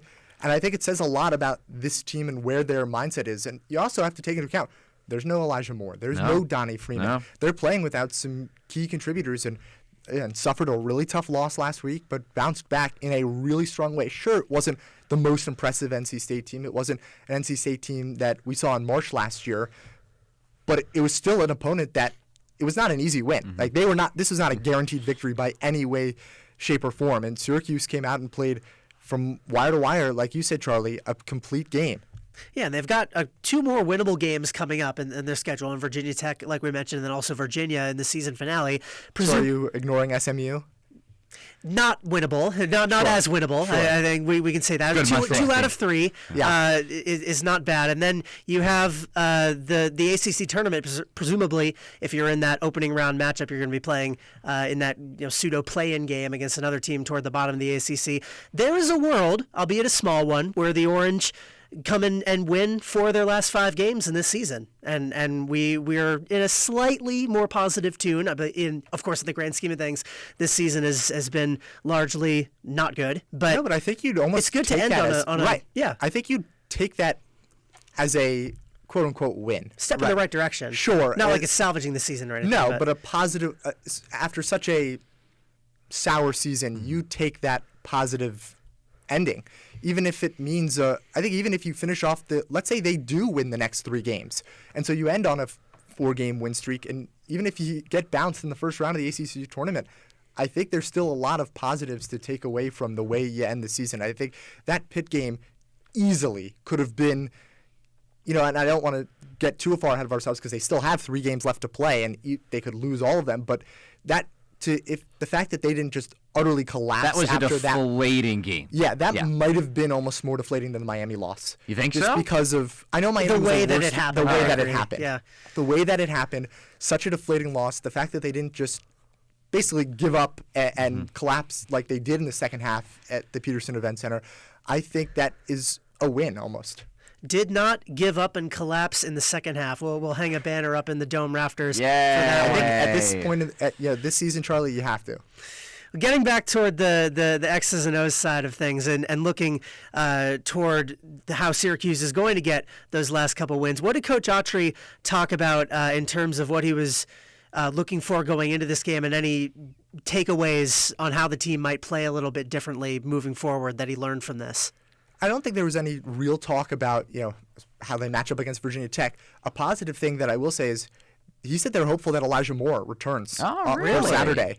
For Saturday? For Saturday. Shoppa. So it seems like there's a pretty solid chance that he's back for at least one of the last 2 games, if not the last 3, which, not necessarily, it's not like a Donnie Freeman. Known for going long stretches without scoring. Right. Like months. Yeah. It's just, I think it's this idea that you have a player of Elijah Moore's capability, someone who scored 24 points against a top 5 team in the country. He's capable of doing that, and it just gives, I think, your offense a lot more confidence, especially a team that has been so bad at shooting this year. And it's a body, if nothing else. I mean, this is increasingly more and more of a skeleton crew as Syracuse is going through this season of guys that they can feel good putting out there. And Elijah Moore, as I said before, has had his stretches of futility, but he knows what to do. He knows where to go, and that's, to be honest, a good guy to have. At this point, Charlie, I'd almost rather have him over Kyle Cuff. I think Kyle Cuff is just, I know they'll say, the defense. Adrian Autry would say the defense. I just don't think it makes that much of a difference at this point, especially in the season. I mean, Kyle Cuff has become so limited offensively. It's either a 3 for him or like a really contested dunk or layup attempt. Yeah, that BC game that you're like, maybe Kyle Cuff could do something, and then the back half of the season. I certainly bought into the Cuff hype a little bit too early, I think. But he's like you said, he's on defense. He's there. He knows where to go. He knows what to do. Sure. He's around. But I think the ceiling of Elijah Moore of the potential that he could go out there and just make 4 or 5 threes or lead this team in points, something that he hasn't done for a while, but we know he has it in him.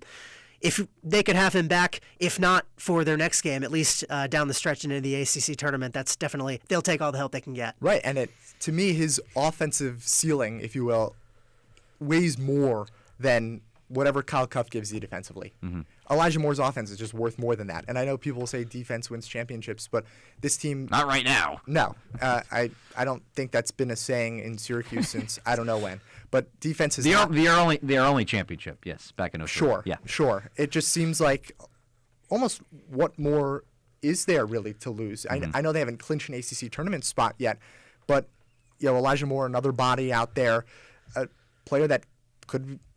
I don't know what the likelihood is, but you hope is part of your team next year. Mm-hmm. And you can help him. I feel like Adrian Autry is Jim Boeheim'd him a lot, where he's kind of, this is my term of I was going to say, that's a good verb. Mistreating a young freshman and stunting his confidence. And I think he's done that a lot this year, learning from his predecessor, which isn't a good thing. But Elijah Moore has the talent. I think he's shown that and the skill set where he could be one of the focal points of your offense next year.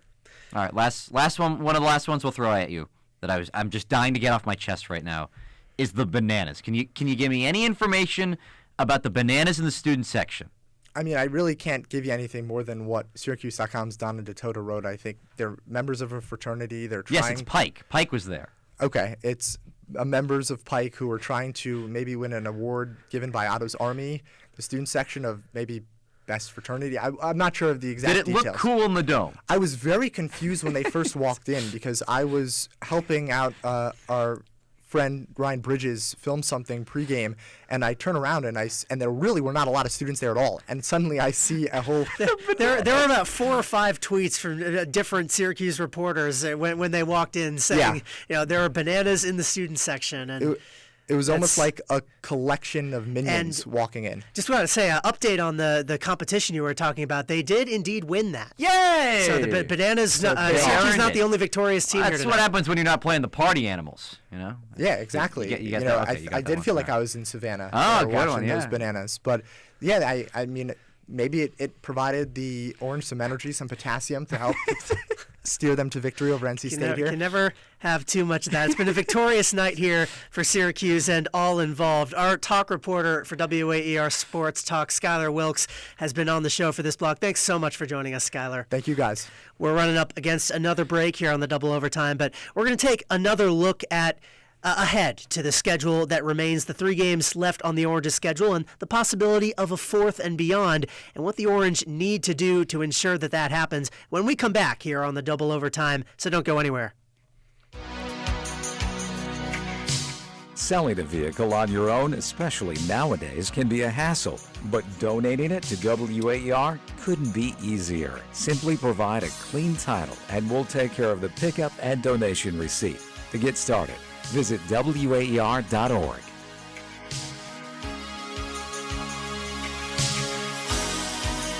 Who's gonna drive you home tonight? We know you've got a lot to do in a day, and sometimes it may not be easy to tune in at exactly the right time to catch WAER News. But WAER News is always available, wherever and whenever you are, without a paywall. Visit our website to use our live stream or catch up on local and national news, as well as podcasts on our website at WAER.org. The BBC World Service, the world's radio station. The BBC World Service makes programs with a uniquely global perspective. Enlighten us. Where do we start? The latest world news and current affairs. The very best in global arts and culture. What has been happening on the financial markets today? Social issues, political stories. Everything was there in a way that I never heard before. The BBC World Service. Weekdays after Morning Edition at 9 on WAER, your local NPR station.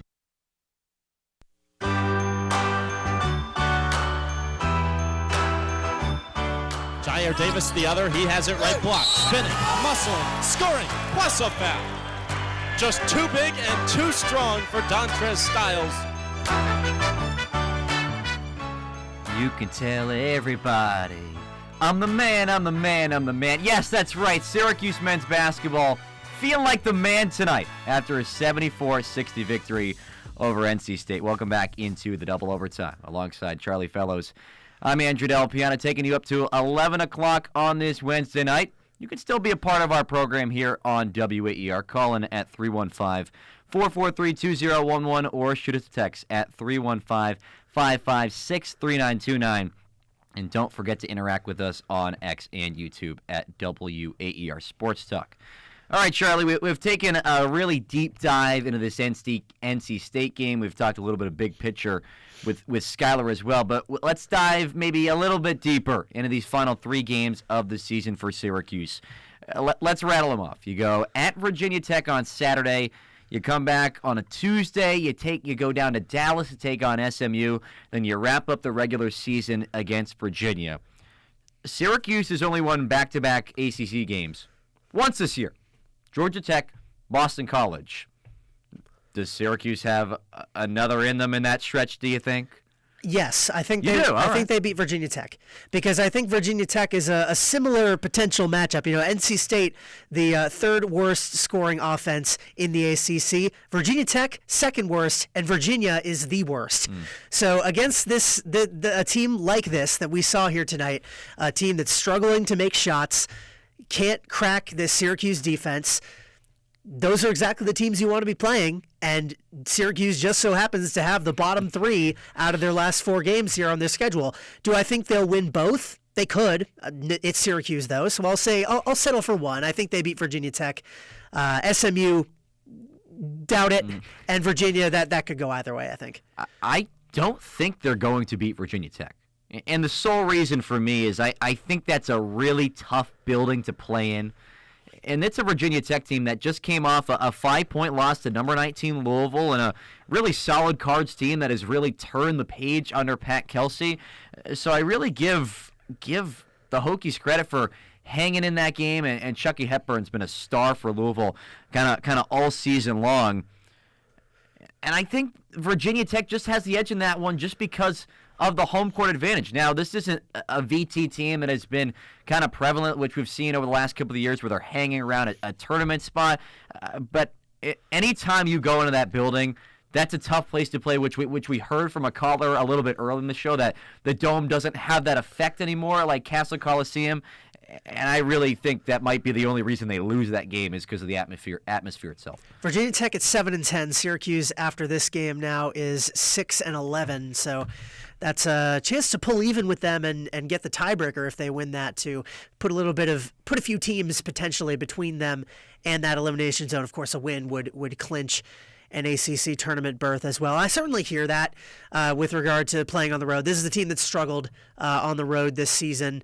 Getting that Cal win, which is for several reasons, including that one of the best wins they have this season, and of course that BC win earlier in the year. I still think it's winnable. I think what we saw here tonight, Syracuse, I'm going to choose to believe, is going to take those positives away from this game, and for the first time this season, potentially get a little bit of momentum going. I would hope so. I mean, the ACC tournament, it's right around the corner. Is it next week, I believe? The regular season 2 ends weeks next from now. week. I think it goes right into it. All right. I think it's in 2 weeks. But we got Andrew from Skinny Atlas on the line. He wants to talk about the banana suits. Andrew, am I hearing that right? Yep. Go ahead. What did you see from the bananas in the crowd tonight?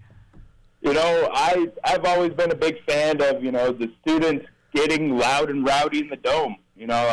Personally, I went to Syracuse back in the 80s, and, some of the best times are of the sports games and just, being with your friends, whoever it is, guy, girl, just getting out there and having a great time cheering for the school you all go to. And, I saw the bananas tonight. I went up to the kids and I asked them, what this is, and they're all talking about it's a student organization tonight, and they're all in the same fraternity, and they just talked about how they wanted to be dressed as bananas for this game, and I thought, it's such a great idea. Everyone goes out, has a great time.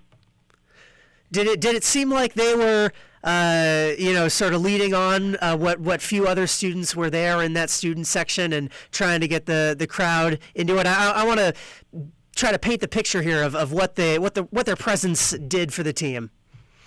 You could definitely see. I feel like every time NC State was down on that side, it definitely kind of got in their head. You see a lot of shots kind of missing that, personally I thought were kind of makeable.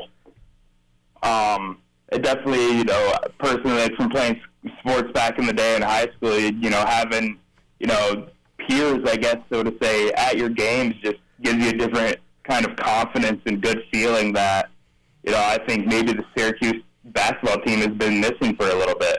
Well, thanks so much for the call, Andrew. Maybe it was the banana suits that were the inspiration tonight. You heard it here first. Well, if the guys at Pike gotta wear the banana suits, maybe we should take them out to the final 3 games of the regular. Does that sound like a good idea? I was gonna say, I think we need a traveling cohort of banana suits now. I think this could be potentially the start of something. I don't know. Syracuse needs all the support and the luck it can get. And it's confusing, right? Because it's Syracuse, it's the orange. You got Otto the orange, but it's the banana suits. that I think got it's the job fruits, done. right? Because the fruit, you just auto stay in is that general also category. ostensibly an orange. If we could get some apples and grapes and whatsoever, that might be diluting it too much. That's think okay. I get the point you're getting at. But a lot of high quality analysis going on here on the double overtime. But moving it back toward the future, whether or not those banana suits will be alongside the orange for those 3 games. Probably won't be in Blacksburg.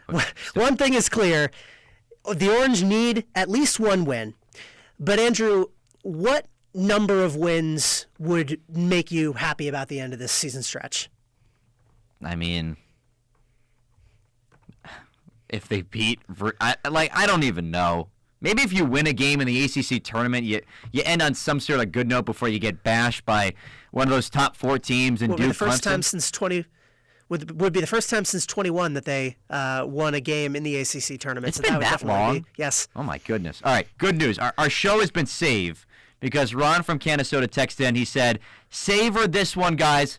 It's all I've got." He's a man of not a few, of a lot of words, and of course, Ron, we always appreciate your involvement in the show. But Ron's right. Like we got to take this victory tonight as Syracuse fans and hopefully push the needle forward just a little bit. That SMU game on Tuesday, that's going to be a tough road contest because they are a team that is still fighting for the NCAA tournament. Now, a victory against Syracuse doesn't really push the needle for them at all to get in that last 4 in. But still, if you're SMU, you're trying to fight for that spot. It's a loss. Yeah. Let's say it how right. It's a road game down in Dallas. SMU has something to play for. The Orange, hopefully if things go their way in Virginia Tech, it could potentially lead up to a potential do-or-die game against Virginia if they aren't able to beat Virginia Tech or SMU, which would certainly be interesting. But no, I don't really see the Orange putting up much of a fight against that team. Teams that have something to play for in terms of the NCAA tournament, which Syracuse has not been for the last few years, they are going to be on their game and making sure that they don't end up as the team that gets bounced from a potential NCAA tournament bid. Syracuse football already did that to somebody this year, so I don't think the ACC is going to let that happen twice. Where does the road look like for Syracuse men's basketball at the end of the season? Does this team get a tournament win if they get one more win to put that spot into Charlotte? Call in 315-443-2011 or text us 315-556-3929. Charlie Fellows and Andrew Del Piano taking you up till 11 o'clock here on WAER following Syracuse's 74-60 victory over NC State. Now, I don't want to get too much into the whole Cinderella thing of the ACC tournament. We did see it last year that the team, a team that was on the floor tonight in NC State, you ended up being the 10 seed. Now, you're not going to get that much magic from Syracuse this season, but you have to put some sort of investment in value into the end of this season because you need something to go off of next year.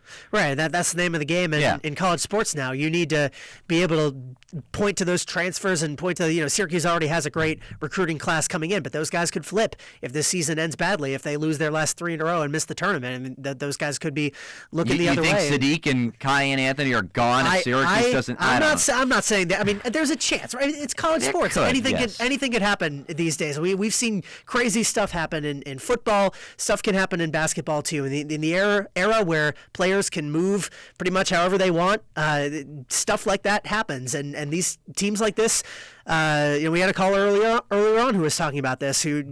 Syracuse needs to be careful about this. So I think it is important for that reason, as well as all the other reasons, that they close this season well. And a win over a team like SMU certainly would accomplish that. A couple of wins in the ACC tournament would accomplish that. My question is, you're comparing them to NC State. Obviously, neither of us are saying that Syracuse could go on a Cinderella run and make it out of the ACC. I think the odds of that happening are greater than 0, but less than, anything that is worth taking into account. But because the way the ACC tournament is laid out, right? You're running into one of those top teams in the second round, in the second or third round. So that's probably the ceiling for them, right? Absolutely. The good news you do have about SMU is they haven't beaten a lot of quality teams this year. They're 0-5 in Quad 1, and all 5 of those losses have been more than double digits. Syracuse, not a quality team. That is not a quality team, but still, again, I'm someone, Charlie, who looks at this with the glass half full. And I just want Syracuse to put up some sort of fight in these final 3 games to give some sort of hope in the ACC tournament. That's all I'm asking for, my friend. They can play him close. I mean, that SMU environment down there, that's going to be tough for them. I mean, I don't think I've ever been down in Moody Coliseum. Does it look like a tough place to play? Virginia Tech too. I can't say I've been there myself, but it's a really good ACC spot. In Dallas, Texas. Storied Atlantic Coast Conference hotspot, that one. But those are passionate fans, as any fans in the ACC are, and that's a team that is sniffing around the NCAA tournament. Even as we mentioned with those blemishes on their resume, they are certainly looking to avoid a potential death knell at the hands of somebody like Syracuse. So they could play him close, but I don't see Syracuse really giving them a fight. It'll be interesting to see the crowd that is on hand for that Virginia game, in all honesty. I agree. Because there wasn't a lot of people tonight. Virginia, interesting to find out where they are as a program. Because, of course, Tony Bennett no longer there as the head coach. A team that spiraled out of the NCAA tournament last year. I think they put up 40 points in that first 4 game. Not a lot of difference from what we saw from them in the regular season of why they even made the NCAA tournament. With Tony Bennett not there, it's not the same Virginia team that we have seen over the last couple of years. A team that just won a national championship more than half a decade ago. Like I said, it'll be interesting to see what the fan base does to come out for that game against a struggling Cavs program. It'll depend, right? Because like we were talking about before with the fans not coming out for this game, despite it being a really important game, the average fan is not scoreboard watching on the ACC standings. I would say the average fan doesn't even... 3-4 bid league this year? Right? In the ACC, I'd say 4 max. Yeah. But I mean, Syracuse, you're not thinking about the NCAA tournament. You're thinking about the ACC tournament, and that game could very well be a do or die contest for them. If they lose that Virginia Tech game, if they lose that SMU game, if a few other things happen, that could be a scenario where Syracuse has to win. And I wonder if the fans at that point would know, realize, and if they would show up. I would be really interested to see that, because if Syracuse has their berth or even their seed locked in, I could see that as being on par with a game like this. But the last game of the season, too, the fans are going to want to get one last look at this team that I'm sure they've treasured and enjoyed watching all season long. Just like us, yeah. It'll be interesting to see for sure. And for the ACC tournament, of course, that's not going to be on or really anywhere close to the campus. The days of the ACC tournament being in Brooklyn are gone, so they don't get that pseudo home court advantage anymore. But they'll cross that bridge when they get to it, I think. I see what you did there. Brooklyn Bridge, getting to the Barclays Center. Did you do that on purpose? Absolutely. All right, good on you for that. Yeah. 3 games to go for Syracuse in the regular season, like we said. At Virginia Tech, at SMU, then you wrap up the regular season finale against Virginia. Can the Orange get it done? Only time will tell. We'll take one final break here on the Double Overtime, and when we come back, it's time for everyone's favorite segment, our final words from Syracuse's 74-60 victory over NC State. You won't want to go anywhere. We'll be right back after this. There is a one-stop listen for everything Syracuse athletics. You got great talent on this offense. You can't go dormant for an entire quarter. And the Ostrom Avenue podcast provides unique opinions, plus exciting interviews from industry experts. Joined by Georgia Tech play-by-play broadcaster Andy Demetra, Syracuse.com, football beat reporter Emily Laker. Check out weekly interviews on YouTube and listen at waer.org or wherever you get your podcasts. Thanks for listening. We hope you're enjoying this WAER sports broadcast. Our sports staff goes where the teams go, home and away, and prepare for days before each game broadcast. Our talk show and podcast hosts analyze games, pour over stats, and keep up on sports trends. These and many behind-the-scenes opportunities are made possible by listener donations. So if you're a fan or an alum, donate to keep our sports legacy strong at waer.org and click donate.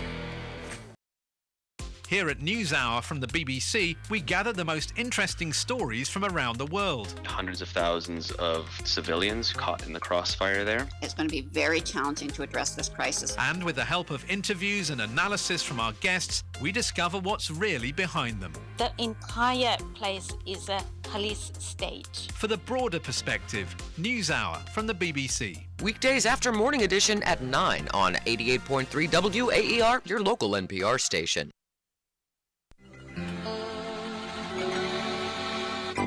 Eddie Lampkin slowly dribbles into the paint the other way.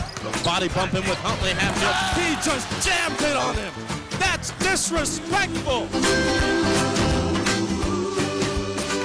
Wrapping things up here on the double overtime here in our Ostrom Avenue studios. Welcome back. I'm Charlie Fellows, joined by Andrew Della Piana, breaking things down for 10 more minutes until 11 for this Syracuse win, 74-60 over NC State. And it's time, as always, for our final words. I will start it off. I want to be optimistic about the way this team played, but what I got to say, do it against a real team. Whether or not you think that NC State lost this game more than Syracuse won it, it can't be denied that NC State was certainly not helping their case with the amount of open shots that they missed and the level of futility they had cracking the Syracuse defense in the paint.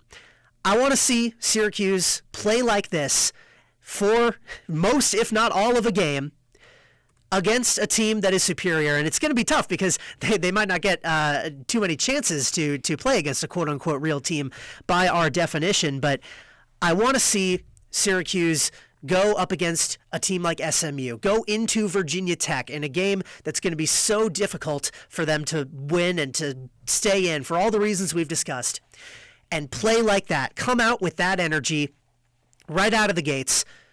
Attack inside the paint, play defense, force turnovers, get stops, do all those hustle things that you did that led to the win, and don't take your foot off the gas, something that they've done time and time again this season that has led to horrific finish after horrific finish. You can't afford any more of those this season if you want to end it on a positive note, which we both agree is possible with the schedule down the stretch that Syracuse has. All I want to see is for them to replicate it against a team that is playing a bit more on their game. I completely agree. I heard the optimism there a little bit, so I'm going to take that energy that you just had, and I'm going to use it for my final word, which is... Just when I thought I was out, they pulled me back in. That's right.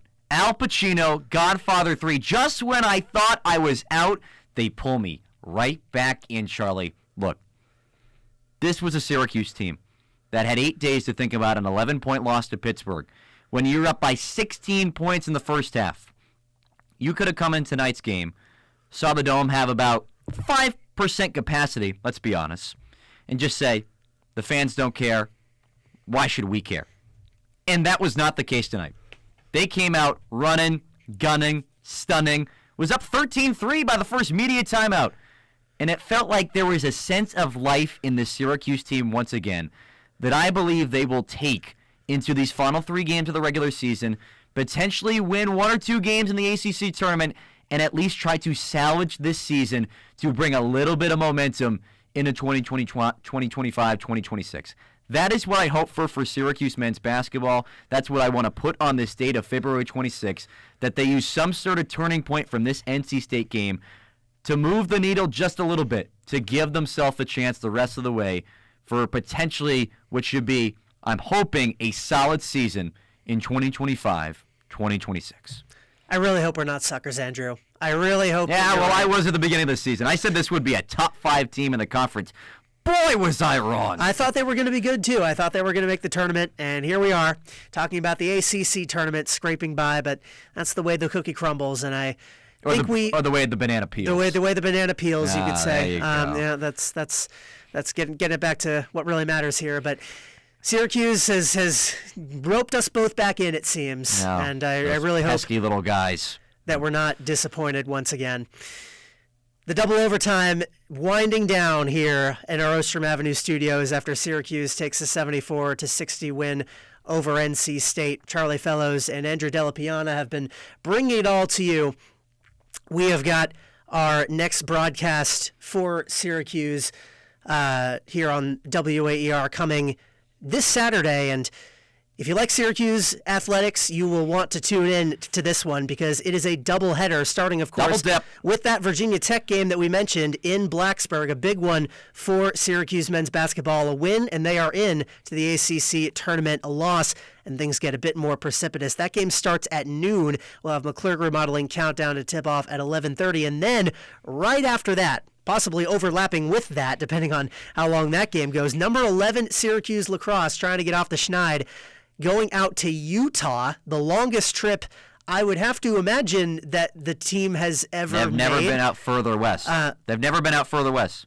I mean, the only other team out west in Division I men's lacrosse is what, Denver? Yeah, Denver's close. Air Force as well. Yeah, so those are both Colorado. So yeah. Utah west of that. So definitely a record-setting trip for the Syracuse team. They are, of course, going to play Utah. That is starting at 2, and that's a big important one for that team as well. We got two very important games for the men's lacrosse team and the men's basketball team as well. And for the men's lacrosse team, even more so, because that's the number 11 team in the country coming off a pair of back-breaking losses. You need to get right game against Utah. I do have some good news, though, for Syracuse fans, if you're still listening here at 10:56 Eastern Standard Time, is that the last time we had a double dip on these WAER airwaves, Syracuse men's basketball beat Youngstown State, then Syracuse football beat Cal 33-25. So, hey, there you got that going for you, State, which is a game nice. That men's basketball fans will have fond memories of. That was a great game against the Penguins in double overtime. My